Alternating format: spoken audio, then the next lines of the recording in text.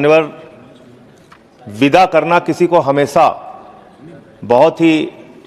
पीड़ादायक और भावनात्मक पल होता है। चाहे आप बचपन के दोस्तों से अलग होके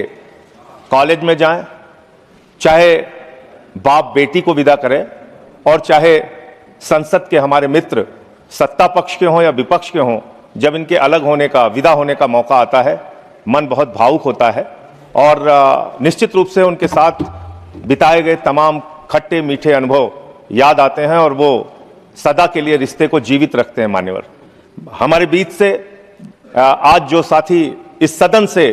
विदा हो रहे हैं, इसका मतलब ये नहीं कि वो अपने जीवन में बाकी भूमिकाओं में अपना योगदान नहीं देंगे। मैं निश्चित रूप से मानता हूं कि जिस भी भूमिका में उनको उनका दल जिम्मेदारी देगा या दल से अतिरिक्त भी जो समाज सेवा के कार्य वो कर रहे होंगे, अनुकरणीय काम वो करेंगे। ईश्वर से मेरी ऐसी शुभकामना है, ऐसी प्रार्थना है उनके उज्जवल भविष्य के लिए। मान्यवर, हमारे बीच से और ऐसे भी बहुत सारे साथी हैं जिनके साथ कमेटीज में काम करने का मौका मिला। मान्यवर, ये बात भी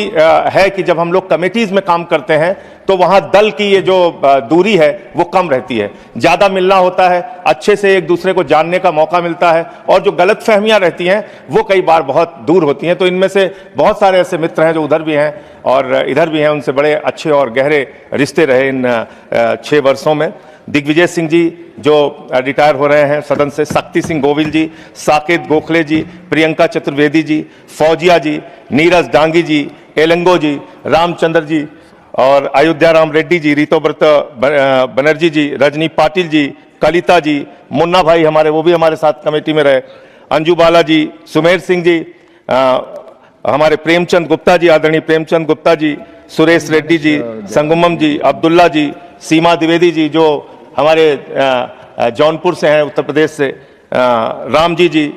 मैं इन सबको और जो भी और बाकी सदस्य जिनका मैं नाम नहीं ले पा रहा हूं, उनके लिए उज्जवल भविष्य की मैं शुभकामनाएं करने के साथ साथ मान्यवर आपसे एक विनती और प्रार्थना करना चाहता हूं, एक अनुरोध करना चाहता हूं। मान्यवर सभापति जी, कृपा करके एक 30 सेकंड की गुजारिश है सर आपसे। चेयर सर, एक 30 सेकंड की गुजारिश है सर आपसे। सॉरी सर, ये साथी जो आज रिटायर हो रहे हैं, पहले ये व्यवस्था थी कि जो भी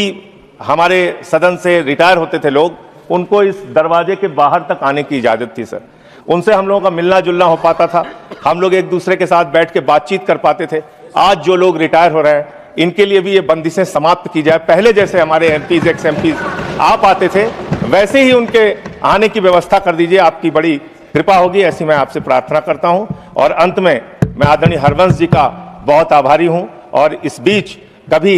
उनसे कई बार बातचीत में मैं थोड़ा ज्यादा तेजी से बोलने की आदत है, तो उनसे कोई तलखी